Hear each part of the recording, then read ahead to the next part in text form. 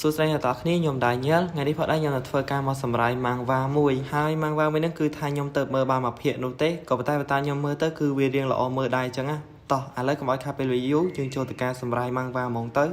ใส่เรื่องมือนี่คือบางลางในไปได้เราเนี่ยนั่นคือไตรบานซองซาบอกก่อนนั่นคือท่าเตียกระดามกโยมองกลายมาติในริมเนี่ยนั่นคือบานใหญ่ท่าวิคือกรบกรอนให้โดยเลือกแบบนั้นก็คือบานตอบตะวันท่าแต่นี้นั่นคือจองไอคอนนั่นคือตลอดเตอร์วันเหมือนก็ว่าใต้ไอเดียสำคัญเป็นนี่พวกก็คือไตรกากอดนำไปกรบกรองในกระไหลนั่งโดยก็คือบานใหญ่ไปต่อเตียท่าเหมือนไอโนเตการปิมอนลงตาบอกก่อนนั่นคือบานดังกอดจริงปิเตียมาดองไงก็โปรติจอยก่อนนั่นคือมาเรียบการชิมวยหนังเนี้ยก็ว่าใต้เลยนี่นั่นคือบานดังกอดไอตลอดเตอร์วันเนี่ยตอนนี้คือเชียวไว้เตอร์จำนายเรื่องไม่ติดวันก็คือจองปรับเนียงท่านี่คือมันไอบัญชีกอดบานตามแต่จัดนูเต้อะไรก่อนนั่นคือดาวเจยยัยก่อนนั่นคือโรพลิกเรื่องไม่ติดนี่คือกูแต่จำไม่ฉบับเต้ก่อนคริสเตียนก่อนนั่นคือทรงจอจันเนียงให้จังเลยตัวไอ้บ่อยเยอะในขนมเรื่องไม่นี่คือเมียชโมธาคริสเตียนใครมาเตะคริสเตียนนั่นคือบานบรรดามาโตระบอกก่อนนั่นคือเจนปีกไหลนั่งแต่งโมไม้ตายมาดองบานใหญ่จอมเตยในรีมีนั่นคือจองบรรชบแต่การคริสเตียนพองได้กับไตนี่นั่นคืออัตเฮียนใหญ่นูเต้เนื้อไปได้ก่อนนั่นคือบานลาชิมาโตก่อนนั่นคือบานโลทามาโตไม่นี่คือปัจจุสโลโยมองและคริสเตียนคือบานใหญ่มาโตเตียพองได้ทาก็คือเชื่อมนุษย์มันเนี่ยได้รีบการในขนมตะโกสเกตแมนตั้งปีเขมรตายมาดองมันตามตาปนันเตก่อนนั่นคือบานเรียบการจมวยนประปนมันเนี่ยได้สโลสอาจิงเกนในขนมตีกรองมวยนี้พองได้แต่นี่คือมีชโมธาอีเบลลี่จำนายเรื่องมวยเตียนเนื้อไปได้ก็คือบานเรียบการรูดมนุษย์ในขนมตีกรองมวยนี้คือตายแต่เมืองเอตการกอดมันตามตาปนันเตโปเกคือบานเมืองเอตการประปนระบอกกอดพองได้โปเกนั่นคือบานใหญ่ท่าประปนระบอกกอดคือปัจจุโซโยมองแต่บานเรียบการจมวยหนังกอดจำนายเรื่องมวยเตียนได้กอดนั่นคือชงอคลังโยมอง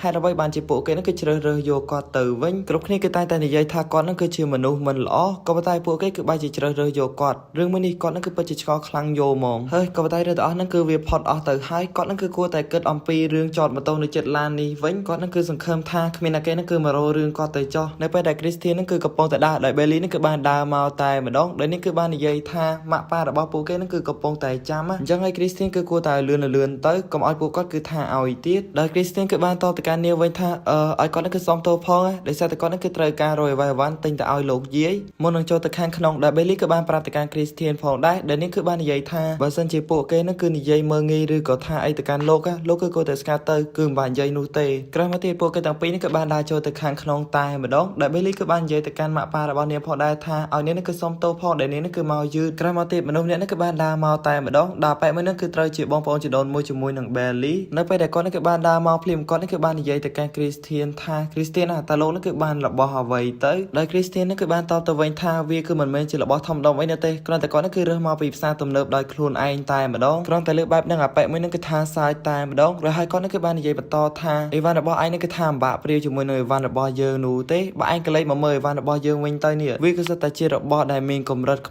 ปัวสมัยแต่ใต้ก็วีคือจีตายละอพองได้ดาไปนั่นคือใหญ่ปะตอเตี้ยท่ามันเริ่มแต่ปนันเตระบอต่างอ้อนั่นคือวีเมนดำไล่แต่ดอปมไว้ซานปมไว้เมินเตียดพองได้เลือกแบบนั่งอ่ะมนุษย์ในจัดนั่นคือบานใหญ่ท่าไอเก้ตาวีนั่นคือทลายดอถนัดนี้พองแมนเฮ้ยเมื่อตาวีก็ไปจีสปรายโยมองอ่ะได้เลือกแบบนั่งเบลลี่กับบานใหญ่แต่การหนาไปนั่งท่าแต่ไอนั่นคืออูดแมนดอไปนั่นคือบานตอบแต่การเบลลี่วันท่าก่อนนั่นเกิดบานอูดนูเต้ก็ว่าแต่ก็วิกรอนจึงเนียงพอได้แต่นี้นั่นคือบานโยปได้อัดบานกาเมาตีนี้อ่ะวีนั่นคือกูขมาเกคลังแมนเต้นะได้ซาแต่ท้ายนี่คือจีท้ายคู่กับนาระบอจีตาได้เลือกแบบนั่งคริสเตียนนั่นคือปัจจิคังคลังแมนเต้ก่อนนั่นคือเสื่องแต่ท่าโลตเทียอาไปนั่งไอบะจะแกตายมาดองปตอมาติดอาไปมวยนั่นคือเนแต่ดื้อแต่การเบลลินจังไอได้คริสเตียนนั่นคือตรอมบ้านก่อนนั่นคือบานดาโจเมาตายมาดองให้ก่อนนั่นคือบานใหญ่แต่การอาไปนั่งท่าแต่ไอนั่นคือประกาศอัดท่าตายมันนั่นคือจีตายดอลอมวยคริสเตียนคือบานใหญ่ปตอเตท่าแต่ปตามก่อนเมื่อเตอตายมันนั่นคือโดยจีเมนคลันโซยบันติใจปตามก่อนเกิดเตอเมื่อเตอเวทโดยจีมันเมนตายได้ละอหนูเต้ได้เคยจังอาไปมันนั่นคือบานดอตายระบอกอดเมาวิ่งให้ก่อนนั่นคือบานใหญ่แต่การคริสเตียนพองได้ท่าคริสเตียนไม่กับไอนั่นคือฮินโยได้ระบอกไอมาปาตายบ่ยืนจังโดยซาแต่ตายเมื่อที่ยืนตกแต่สำหรับลูกยีตายเป็นเนาะกรามาติคริสเตียนนั่นคือบานตอบแต่การอาไปนั่งท่าไอก่อนนั่นคือสมโตพองโดยซาแต่ตายเมื่อเพศระบอกก่อนใหญ่ตายเปิดประกอบคือเหมือนเมนจังหนูไล่บัดตายเมื่อเพศก่อนใหญ่นั่นคือท่าตายเปิดประกอบนั่นคือวิเมียนแต่ดอปรามจำนัดธนาไอเนาะมันทางตายไปนั่นเตตายต่างอ้อนั่นคือวิเมียนอายุกากปูตีดพองจำนัดไอตายได้เมียนอายุกากปูจิงเกวิกิจิตายได้ละอคลังจิงเกบังอ้อให้เมื่อเพศบอกก่อนนั่นคือบานใหญ่บันทายเตท่าจำนัดไอเนตโลคลาวิ่งคือท่าโลเบาตายมาดองบานใหญ่จำตายได้ปูเกนั่นคือท่าโยมาลุนั่นคือจิตตายแฝกต่างอ้อหนังไอได้ซาแต่ปูเกนั่นคือบานโย យកតែឆៅនឹងគឺមកហាលឲ្យចាស់នៅពេលដែលវាចាស់ទៅពួកគេនឹងលក់ក្នុងតម្លៃថ្លៃតែម្ដងអញ្ចឹងហើយពេលដែលឯងទិញតែនឹងគឺត្រូវតែមើលផ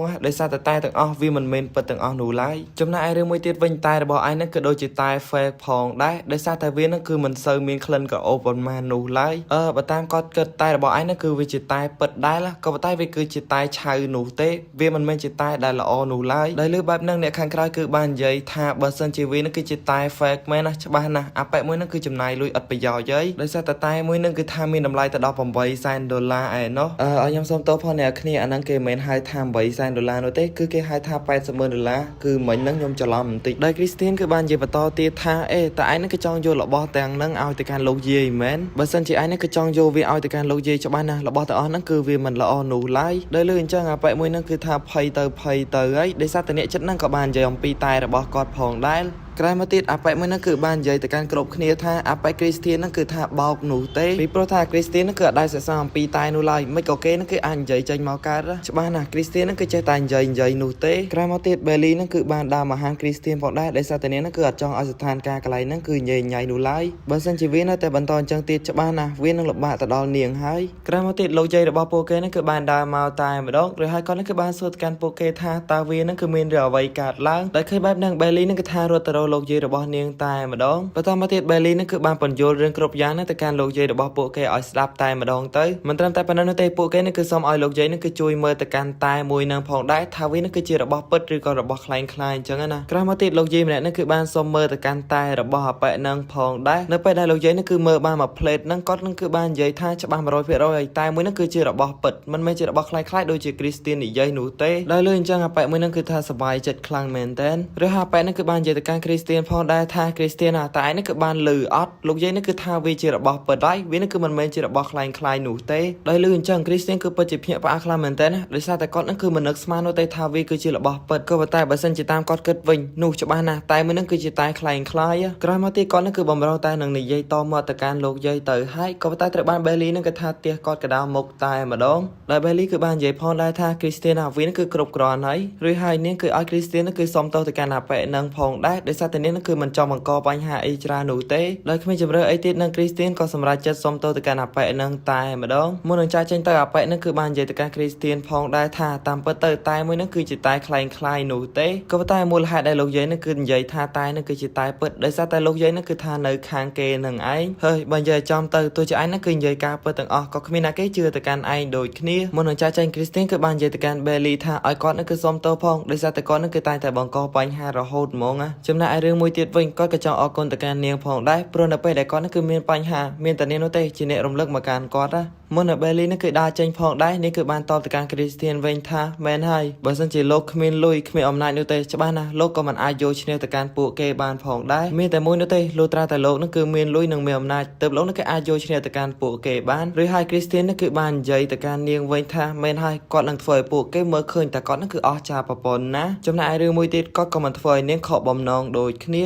ាអញ្ចឹងបាននៅក្នុងវីដេអូមួយនេះដែលយើងគឺបានឃើញថាគ្រប់គ្នានឹងគឺកំពុងតែអបអរសាទរទៅកាន់ខួរកណាត់របស់លោកយាយបន្តមកទៀតដែលយើងនឹងគឺបានឃើញថាអាប៉ែម្នាក់នឹងគឺបានដើរមកតែម្ដងដល់អាប៉ែមួយនឹងគឺបានស្រែកយ៉ាងខ្លាំងថាលោកយាយខ្ញុំគឺបានឃើញថាមានមនុស្សម្នាក់នឹងគឺបានយកកាដូយ៉ាងច្រើនមកទីកន្លែងនេះក្រោយមកទៀតដែលលោកយាយនឹងគឺបានសួរថាតើអាប៉ែមួយនឹងគឺជាណាគេលោកយាយមិនតន់ចោលផងអាប៉ែមួយនឹងគឺបានដើរមកតែម្ដងដល់អាប៉ែមួយនឹងគឺបាននិយាយថាគាត់គឺជាអ្នកយកអំណោយជំនួសអ្នកដតីនោះទេក៏តែវាមិនអីនោះទេចាំគាត់ជាអ្នករៀបរាប់អំណោយទាំងអស់ហ្នឹងឲ្យទៅកាន់លោកយាយស្ដាប់ដែលវាគឺមានដូចជាខ្សែកមាសដែលល្អជាងគេមួយជាមួយនឹងអង្កាំមយូរ៉ាផងដែរមិនត្រឹមតែប៉ុណ្្នឹងនោះទេសូម្បីតែខ្សែកនាគមាសក៏មានដូចគ្នាបាននិយាយចំទៅគឺមានរបស់ជាច្រើនទៀតដែលពួកគេមិនទាន់បានរៀបរាប់ក៏តែរបស់ដែលល្អជាងគេគឺជាវត្ថុទាំង3ហ្នឹងឯងដោយលើបែបហ្នឹងមនុស្សពីរនាក់គឺបាននិយាយថាច្បាស់ណាស់ប្រហែលជាតកូល Hagwood គឺជាអ្នកជូនអំណោយមួយនេះទៅកាន់លោកយាយហើយដោយ Christian គឺបានកើតក្នុងចិត្តថាច្បាស់ណាស់តកូលមួយនេះគឺបានដេញគាត់ចេញតែម្ដងដើម្បីឲ្យគាត់នឹងរៀបការជាមួយនឹង Belly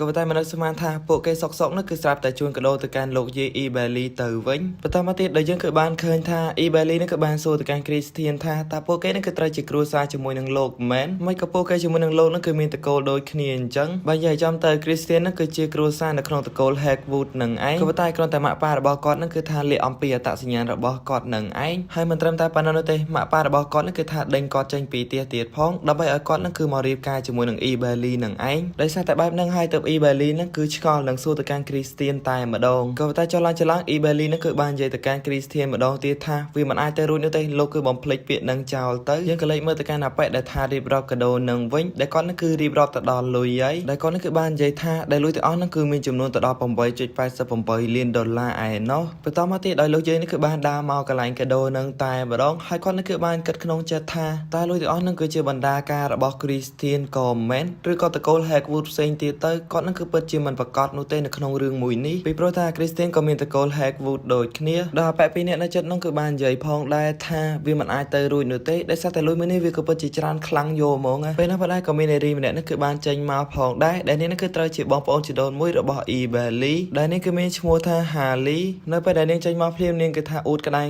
យកហ្មងដោយនាងគឺបាននិយាយថានាងគឺជាស្រីស្អាតជាងគេនៅទីកន្លែងនេះក្រោយមកទៀតដល់ប៉ែសក់លឿងនេះគឺបាននិយាយម្ដងទៀតហើយថាវានឹងគឺពិតជាប្របាក់យកហ្មងដែល Ebeli នឹងគឺរៀបការលឿនពេកបើសិនជាមិនអញ្ចឹងនោះទេច្បាស់ណាស់គ្រួសារ Hagwood ប្រហែលជាយកទៅកាន់នាងហើយសូម្បីតែ Harley នឹងក៏មិនសើចចំអកឲ្យទៅកាន់ Ebeli ផងដែរដែលនាងគឺបាននិយាយថាអរគុណឲ្យ Ebeli ដែលទុកផ្លូវមួយនេះឲ្យទៅកាន់ខ្ញុំណាបើសិនជាមិនអញ្ចឹងនោះទេច្បាស់ណាស់គ្រួសារ Hagwood នឹងយកទៅកាន់នាងទៅហើយអូខេអ្នកនរគ្នាឥឡូវខ្ញុំនឹងបញ្យល់កន្លែងហ្នឹងបន្តិចទៅមូលហេតុដែលពួកគេនិយាយបែបហ្នឹងដោយសារតែពួកគេនឹងគឺបានគិតថាមូលហេតុដែលគ្រួសារ Hagwood នឹងគឺបញ្ជូនកាដូឲ្យមកកាន់ពួកគេច្រើនបែបហ្នឹងដោយសារតែគ្រួសារ Hagwood នឹងប្រហែលជាចាប់អារម្មណ៍ទៅកាន់នារីណាម្នាក់ហើយក៏ប៉ុន្តែពួកគេនឹងគឺអត់ដឹងនោះទេថាគ្រួសារ Hagwood នឹងគឺជាគ្រួសាររបស់ Christian នឹងឯងដល់ប៉ែសក់លឿងគឺបាននិយាយបន្តទៀតហើយថាកុំតែ Christian នឹងគឺមកសុំទៅកាន់ Ebeli រៀបការនោះទេខំអីនឹង Ebeli ក៏មិនធ្លាក់ខ្លួនដល់ថ្នាក់នឹងដែរច្បាស់ណាស់បើសិនជា Christian អត់សុំទៅកាន់ Ebeli រៀបការ Ebeli នឹងខ្លាចទៅជាអ្នកមានយកតែម្ដងដោយលើបែបហ្នឹង Ebeli នឹងគឺថាម៉ូមកយកតែម្ដងហើយនេះនឹងគឺបានក្រោកឈរនឹងថាទៅកាន់ពួកគេថ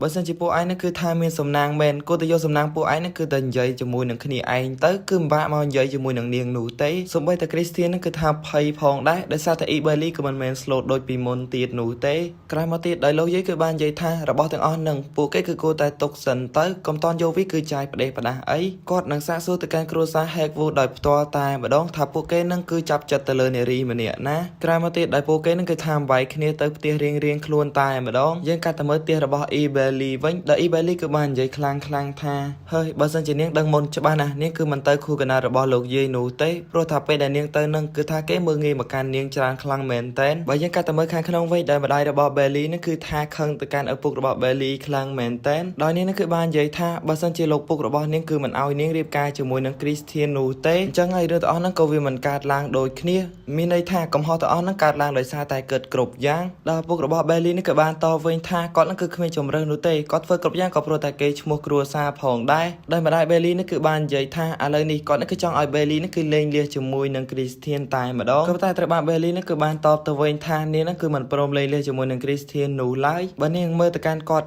ក៏មិនបានធ្វើអីខុសមកលើនាងដូចគ្នាគាត់នឹងគឺធ្វើគ្រប់យ៉ាងក៏ព្រោះតែនាងផងដែរអញ្ចឹងហើយនាងគឺមិនព្រមលេងលះជាមួយនឹង Christian នោះទេដោយលើបែបហ្នឹង Christian នឹងគឺថាភ្ញាក់ផ្អើលខ្លាំងមែនតែនគាត់មិននឹកស្មានថា Belly នឹងគឺនិយាយពាក្យទាំងអស់ហ្នឹងចេញមកនោះទេពីព្រោះថារាល់ដង Christian តែងតែស្អប់គាត់នឹងមិនចង់និយាយជាមួយគាត់នោះឡើយក៏ប៉ុន្តែពេលនេះនាងគឺបែរជានិយាយពាក្យហ្នឹងចេញមកដោយលើបែបហ្នឹងម៉ាក់ Belly គឺបាននិយាយថាតើនាងនឹងគឺមានបញ្ហាមែនឬទាំងអស់ហ្នឹងវាកាន់តែធ្ងន់ធ្ងរខ្លាំងទៅហើយមិនក៏នាងនឹងគឺមិនព្រមលេងលះជាមួយនឹង Christian អញ្ចឹងដោយ Belly គឺបានតបទៅកាន់អ្នកទាំងពីរវិញថាទោះជា Christian ត្រូវបានគេមើលងាយយ៉ាងណាក៏ដោយក៏នាងគឺមិនបានស្អប់ទៅកាន់គេផងដែរចំណែករឿងមួយទៀតវិញ Christian គឺមិនបានធ្វើខុសអ្វីនោះទេមិនក៏ចង់ឲ្យនាងនឹងគឺទៅលេងលះជាមួយនឹងគាត់ទៅវិញបើកាត់មកខាងក្រៅវិញដោយ Christian គឺបានលឺរឿងគ្រប់យ៉ាងហើយដោយ Christian គឺបាននិយាយក្នុងចិត្តតិចថាគាត់គឺពិតជាអរគុណទៅកាន់នាងខ្លាំងមែនតែន Belly ហើយគាត់ក៏ចង់ប្រាប់ទៅកាន់នាងវិញថាលើកនេះគាត់គឺលេងធ្វើឲ្យនាងខកបំណងទៅលើគាត់ទៀតហើយក្រោយមកទៀតដោយ Christian គឺបានទេទៅកាន់ម៉ាក់របស់គាត់នឹងនិយាយអំពីរឿងអំណោយដែលម៉ាក់របស់គាត់នឹងគឺផ្ញើទៅឲ្យគ្រួសារ Scapman អំពីល្ងាចមិញផងដែរឥឡូវខ្ញុំបញ្ជាក់អ្នកគ្នាបន្តិចដោយគ្រួសាររបស់ Belly នឹងគឺជាគ្រួសារ Scapman នឹងឯងឥឡូវយើងកាត់ទៅមើលក្នុងបន្ទប់របស់ Belly វិញដោយយើងគឺបានឃើញថាសោក Christian គឺបានដើរចូលនៅក្នុងនឹងយោហ្មងក្រោយមកទៀតដោយ Christian គឺបានដើរទៅប៉ះទៅកាន់ Belly តែម្ដងហើយគាត់នឹងគឺបានសួរទៅកាន់ Belly ថាតើអ្នកនឹងគឺចង់ឲ្យខ្ញុំផ្លាស់ប្ដូរ អត់ Bailey ក៏បានតបទៅកាន់ Christian ទាំងយមវិញថាច្បាស់ណាស់នាងគឺចង់ឲ្យគេនឹងគឺផ្លាស់ប្ដូរខ្លាំងមែនតើហើយនាងក៏ចង់ប្រាប់ទៅកាន់គេផងដែរនាងនឹងនៅតែជូនពរទៅកាន់គេជានិច្ចដោយ Bailey ក៏បាននិយាយទៅកាន់ Christian ម្ដងទៀតថាចំណាយរឿងមួយទៀតវិញនាងក៏ចង់ធ្វើឲ្យពួកគេមើលផងដែរថានាងនិង Christian គឺអស្ចារ្យប្រពន្ធណ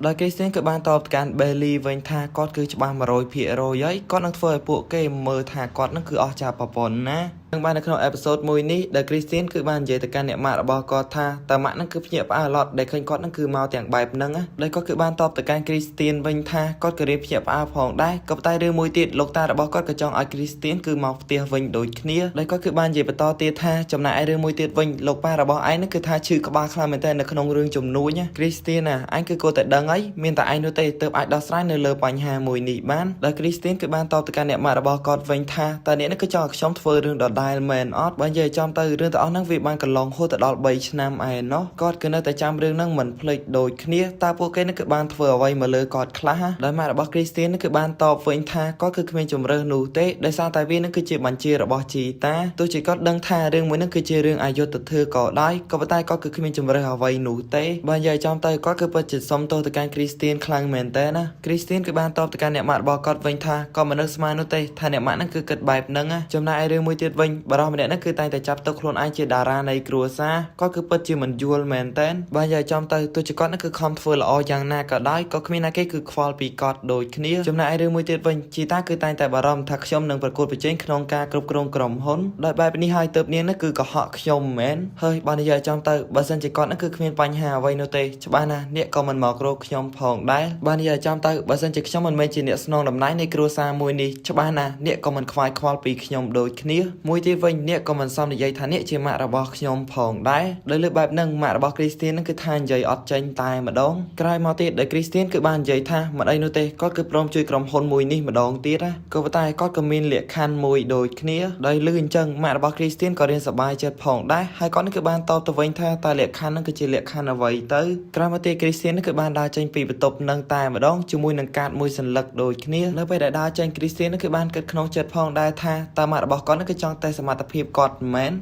ហើយក៏ប៉ុន្តែវាមិនអាចទៅរួចនោះទេដោយសារតែពេលនេះក្រុមហ៊ុនកំពុងតែជួបវិបត្តិអញ្ចឹងហើយគាត់នឹងគឺគ្មានពេលពីណាមកតែសមត្ថភាពទៅកាន់ខ្ញុំនោះឡើយចំណែករឿងមួយទៀតវិញខ្ញុំនឹងធ្វើឲ្យគាត់ដឹងថាតើខ្ញុំនឹងគឺមានសមត្ថភាពក្នុងការគ្រប់គ្រងក្រុមហ៊ុននេះឬអត់ច្បាស់ណាស់ខ្ញុំនឹងបង្រៀនមេរៀនមួយទៅកាន់គាត់ផងដែរសាច់រឿងរបស់យើងគឺបានកាត់ទៅកាន់ក្រុមហ៊ុនមួយដល់ពេលម្នាក់នេះគឺបានសួរទៅកាន់លោកប៉ារបស់គាត់ថាតើគ្រួសារ Hackwood នឹងគឺមានអំណាចឬអត់នៅក្នុងទីក្រុងមួយនេះដោយលោកប៉ារបស់គាត់គឺបានតបទៅកាន់គាត់វិញថាបើនិយាយចំទៅគ្រួសារ Hackwood គឺជាគ្រួសារចលនាទ្រព្យដែលមានជាងគេបំផុតណាក្រោយមកទៀតយើងគឺបានឃើញថាមាននារីម្នាក់នេះគឺបាននិយាយអំពីគ្រួសារ Hackwood ផងដែរបន្តមកទៀត Harley នឹងគឺបានចេញមកតែម្ដងហើយនាងនឹងគឺបាននិយាយថាច្បាស់ណាស់នាងនឹងបានរៀបការចូលក្នុងគ្រួសារ Hackwood ឆាប់នេះហើយដោយ Harley នឹងគឺបាននិយាយទៅកាន់ Bailey ផងដែរថា Bailey នាងនឹងគឺពិតជាសោយខ្លាំងមែនតើព្រោះថានាងនឹងគឺបានរៀបការជាមួយនឹងបរិសុទ្ធអត់ប្រយោជន៍ទៅហើយក្រោយមកទៀតលោកយាយនឹងគឺបាននិយាយថាតោះឥឡូវយើងចាប់ផ្ដើមប្រជុំហ្មងទៅដោយលោកយាយគឺបាននិយាយបន្តទៀតថាក្នុងនាមក្រុមហ៊ុនយើងជាក្រុមហ៊ុនសម្ភារៈសំណង់យើងគឺគួរតែជួយអភិវឌ្ឍទៅកាន់តំបន់មួយដែលមានឈ្មោះថា Procton ផងដែរព្រោះវាអាចធ្វើឲ្យក្រុមហ៊ុនរបស់យើងស្គាល់ទៅកាន់ក្រុមហ៊ុនផ្សេងដូចគ្នាក្រោយមកទៀតដល់ប៉ែសក់លឿងគឺបាននិយាយថាមែនហើយលោកយាយក៏តែក្រុមហ៊ុនដែលបានជួយយើងពីលើកមុនហ្នឹងឥឡូវពួកគេនឹងគឺលែងជួយយើងហើយចំណែកឯមនុស្សដែលពួកយើងនឹងគឺបានបញ្ជូនទៅអែបអោពួកគេគឺបានដេញពួកនាងចេញមកវិញអស់ហើយបាននិយាយទៅពួកគេគឺមិនយល់ព្រមនៅក្នុងកិច្ចការមួយនឹងនោះទេសូម្បីតែប៉ែមួយដែលនៅចិត្តនឹងក៏បានគិតពីរឿងនឹងដូចគ្នាបានតែអញ្ចឹងទៀតច្បាស់ណាស់ក្រុមហ៊ុនរបស់ពួកយើងគឺមិនអាចរីកចម្រើនបាននោះទេដោយលោកយាយគឺបានតបទៅកាន់ពួកគេវិញថាមិនអាចនោះទេពួកយើងគឺត្រូវតែរកវិធីផ្សេងទោះមិនថាវិធីបែបណាក៏ដោយពួកយើងគឺត្រូវតែធ្វើវាដល់ប៉ែសក់លឿងគឺបាននិយាយថាមែនហើយលោកយាយយើងគឺគួរតែបញ្ជូន Bailey សាកមើលទៅដោយលើបែបហ្នឹង Bailey ក៏បានតបទៅវិញថាអីគេតើលោកយាយនឹងគឺចង់បញ្ជូនខ្ញុំទៅមែនបន្តមកទៀតដែលយើងគឺបានឃើញថា Christian នឹងគឺបានឆាតទៅនាងតែម្ដងដោយ Christian នឹងគឺបាននិយាយថាឲ្យនាងគឺយល់ព្រមនឹងសំណើមួយនឹងទៅដោយឃើញចឹង Bailey គឺបានគិតក្នុងចិត្តថាតើ Christian នឹងគឺចង់ឲ្យនាងនឹងគឺធ្វើរឿងកខ្វក់បែបហ្នឹងមែនហើយក៏ប៉ុន្តែវាមិនអីនោះទេដោយសារតែនាងនឹងក៏គ្មានជំរឿសដូចគ្នាបន្តមកទៀតដែល Bailey គឺយល់ព្រមនឹងការងារនេះតែម្ដងបាននៅក្នុងភាគមួយនេះដល់ប៉ែសក់លឿងគឺបាននិយាយទៅកាន់ Bailey ថាវាគឺពិតជាអស់សំណើយោហ្មងរឿងដែលជួបទៅកាន់ពួកគេនឹងធ្វើការជាមួយពួកគេវាគឺពិតជាបបាក់យោហ្មងមិនក៏នាងគឺយល់ព្រមនឹងរឿងមួយនេះទៅវិញប៉ែមួយដែលនៅចិត្តនឹងក៏បាននិយាយផងដែរថា Bailey បើសិនជានាងធ្វើវាមិនចាញ់នោះទេនាងគឺគួរតែបោះបង់វាចោលទៅព្រោះថាការងារមួយនេះវាមិនងាយស្រួលដូចជាការគិតនោះឡើយប៉ែសក់លឿងគឺ គឺបាននិយាយបន្តទៀតថាក៏តែបើសិនជានាងគឺធ្វើកិច្ចការមួយនេះបានសម្រេចច្បាស់ណាស់គាត់នឹងព្រមធ្វើជាអ្នកបម្រើនាងតែម្ដងក៏តែបើសិនជានាងធ្វើមិនបានសម្រេចវិញច្បាស់ណាស់នាងគឺគួរតែដឹងខ្លួនឯងហើយក្រោយមកទៀតដែលយើងគឺបានឃើញថា Bailey គឺបានចេញពីកន្លែងធ្វើការហើយសូម្បីតែ Christine ក៏នៅចិត្តនឹងផងដែរដែលគាត់គឺបានកលេចទៅមើលនាងក្រោយមកទៀតដល់ប៉ែម្នាក់នេះគឺបានដើរមកដែលគាត់គឺបាននិយាយថា Christine ណាលោកនឹងគឺមកកន្លែងនេះម្ដងទៀតហើយមែនដល់ប៉ែនេះគឺបាននិយាយបន្តទៀតថាលោកគឺតែងតែមកកន្លែងនេះបើនិយាយទៅលោកគឺមករយៈពេល3ឆ្នាំហើយដើម្បីមើលប្រពន្ធរបស់លោកតែលោកគឺអត់គិតថានឹងទៅជួបនាងម្ដងទេហើយនៅក្នុងកន្លែងការងារបើនិយាយទៅ Christine អញគឺមិនអាចមើលនាងពីចម្ងាយអញ្ចឹងបានរហូតទៀតនោះទេដល់ប៉ែនេះគឺបាននិយាយបន្តទៀតហើយថាខ្ញុំគឺឆ្ងល់រឿងមួយមិនក៏ឯងនឹងគឺអាចរៀបការចូលទៅក្នុងតកូ Scape Man បានណាដល់ឃើញអញ្ចឹង Christine គឺថាមើលទៅកាន់អាប៉ែនឹងតែម្ដងហើយគាត់នេះគឺបាននិយាយថាអីគេសូម្បីតែអញក៏ដឹងអំពីរឿងអាស្រូវរបស់ខ្ញុំដែរមែនអាប៉ែនឹងគឺបានតបមកវិញថាអត់នោះទេគាត់នឹងគឺមិនចង់បានន័យថាអញ្ចឹងនោះឡើយបើនិយាយទៅគាត់គ្រាន់តែឆ្ងល់រឿងមួយតែប៉ុណ្ណោះ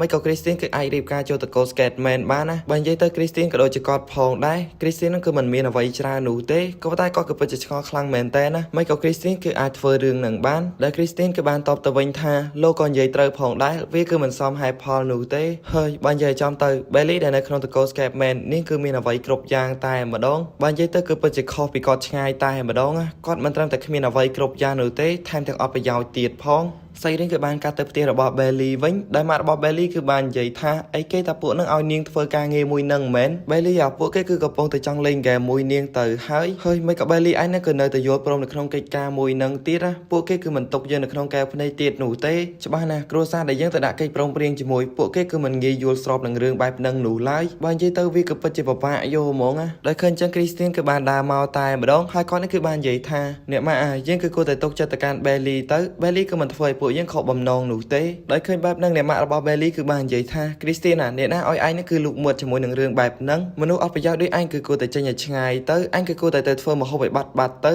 នៅពេលដែល Christine ដើរចេញ Bailey ក៏តាមទៅកាន់ Christine ផងដែរទោះជាម៉ាក់របស់នាងគឺឲ្យនៅទីនេះក៏ដោយក៏ Bailey គឺមិនខ្វល់ទៀតនោះដែរនៅពេលដើរទៅដល់ Bailey គឺបាននិយាយថា Christine តើលោកនឹងគឺលួចរងចាំខ្ញុំនៅក្នុងហាងមួយមែនបើនិយាយទៅវាក៏ដូចជាមិនមែនការរងចាំនោះទេវាក៏ដូចជាការតាមដានវិញដោយលឺអញ្ចឹងហើយ Christine គឺថាកៀងនិយាយអីអត់ចាញ់នោះទេដោយ Bailey ក៏បាននិយាយបន្តទៀតថាប៉ុន្តែនាងគឺសុំគាត់រឿងមួយបើនិយាយចំទៅលោកគឺមិនបាក់ចាំតាមដានខ្ញុំទៀតនោះទេលើក្រោយលោកគឺទៅយកខ្ញុំហ្មងទៅដោយលើបែបហ្នឹង Christine គឺបាននិយាយថាអីគេតើនេះគឺជាការពិតមែនដោយ Bailey ក៏បានតបវិញថាមិនតើលោកគឺអត់យល់ព្រមទេមែនដោយ Christine គឺថាឆ្លើយយ៉ាងលឿនតែម្ដងអត់នោះទេគាត់នឹងគឺចង់ទៅយកខ្លាំងមែនទេណាគាត់នឹងយល់ព្រមនឹងរឿងមួយនេះរួចតែនិយាយហ្នឹងម៉ាក់របស់ Bailey គឺបានស្រែកមកតែម្ដងដោយគាត់គឺបាននិយាយថា Christine មិនក៏មានក្លិនឈ្ងៀមអញ្ចឹងតើឯងនេះគឺធ្វើការបែបម៉េចទៅហេមហូបរបស់ឯងនេះក៏ដូចជាខ្លោចហើយមិនក៏ឯងនេះគឺអត់ទៅមើលមហូបអញ្ចឹងនៅពេលដើរចេញ Christine គឺបានខ្សឹបទៅកាន់ Bailey ថានាងគឺមិនបាក់បារម្ភអំពីការងារថ្ងៃស្អែកនោះទេបើនិយាយទៅគាត់គឺប្រកាសក្នុងចិត្ត 100% ហើយការងារមួយនឹងទទួលបានជោគជ័យអញ្ចឹងហើយនាងគឺកុំសូវបារម្ភអំពីការងារថ្ងៃស្អែកពេកស្អីរឿងគឺកាត់ទៅកន្លែងអាប៉ែសក់លឿងជាមួយនឹង Harley វិញដល់ប៉ែសក់លឿងគឺបាននិយាយថា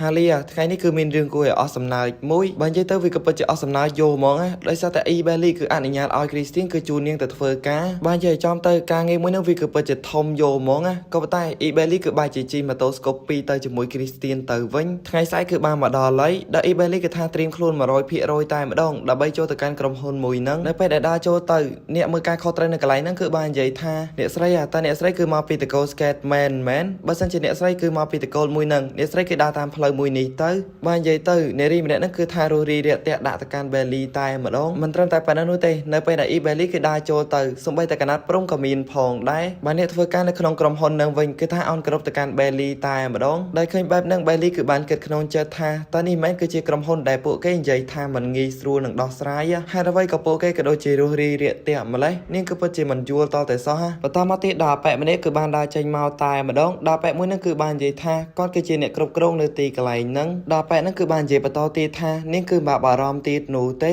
កិច្ចសន្យាគឺគាត់យកមកដល់ទីនេះទៅហើយគ្រាន់តែ Bailey ឯហ្នឹងគឺផ្តិតមេដៃទៅកិច្ចសហការក្រុមហ៊ុនពួកយើងទាំងពីរនឹងជោគជ័យហើយដែលឃើញបែបហ្នឹង Bailey គឺបានគិតក្នុងចិត្តថាអីគេតើវាងាយស្រួលដល់ថ្នាក់ហ្នឹងផងមែនតើវាគឺជារឿងកំ pl មែនហ្នឹងដោយលឺអញ្ចឹងអាប៉ែមួយហ្នឹងគឺបានតបទៅវិញថាវាមិនមែនជារឿងកំ pl នោះទេបើនិយាយទៅនេះគឺជាបញ្ជារបស់មេរបស់គាត់ផ្ទាល់តែម្ដងបើនិយាយចំទៅមេរបស់គាត់គឺមិនមានពេលច្រើននោះទេដោយសារតែគាត់ហ្នឹងគឺពិតជារវល់ខ្លាំងតែម្ដងណាក្រោយមកទៀតអាប៉ែមួយហ្នឹងគឺសុំចាប់ដៃជាមួយនឹង Bailey តែម្ដងដែលគាត់គឺបាននិយាយផងដែរថាកិច្ចសហការរបស់យើងគឺបាន បានទទួលជោគជ័យហើយចំណែកឯរឿងមួយទៀតខ្ញុំគឺជឿថានាងគឺជាមនុស្សតែម្នាក់គត់ដែលអាចធ្វើរឿងទាំងអស់នឹងបានដោយលើបែបហ្នឹងហើយអ៊ីបេលីក៏ព្រមចាប់ដៃជាមួយនឹងអាប៉ែនឹងផងដែរបើកលេចមកមើលខាងក្រៅវិញដែលគ្រីស្ទៀននឹងឯងគឺជាមេរបស់អាប៉ែនឹងការងារចុះហត្ថលេខាក៏ដូចជាការងារផ្សេងគ្រីស្ទៀនគឺជាអ្នកប្រាប់ទៅកាន់អាប៉ែនឹងទាំងអស់ឲ្យអាប៉ែមួយនឹងគឺយល់ព្រមជាមួយនឹងសំណាអ៊ីបេលីទៅក្រោយមកទៀតអ៊ីបេលីគឺបានလာចេញពីក្រុមហ៊ុននឹងតែម្ដងដែលនាងគឺពិតជាសប្បាយចិត្តខ្លាំងមែនតើណានាងគឺមិននឹកស្មាននោះទេថាលោកយាយរបស់នាងគឺនិយាយថារឿងមួយនេះគឺជារឿងដ៏ពិបាកក៏ប៉ុន្តែពេលដែលនាងមកវាគឺពិតជាងាយស្រួលយកហ្មងអ៊ីបេលីក៏បាននិយាយផងដែរថាគ្រីស្ទៀនគឺពិតជានិយាយត្រូវខ្លាំងមែនតើដែលគ្រីស្ទៀនគឺបាននិយាយទៅកាន់បេលីផងដែរថាបើសិនជាជោគជ័យអញ្ចឹងយប់ហ្នឹងគឺជប់លៀងហ្មងទៅបេលីក៏បានយល់ព្រមជាមួយនឹងសំណើរបស់គ្រីស្ទៀនផងដែរមុននឹងចប់នៅក្នុងអេពីសូតមួយនេះដែលយើងគឺបានឃើញថាលោកយាយរបស់បេលីនេះគឺបានតេហៅបេលីទៀតហើយ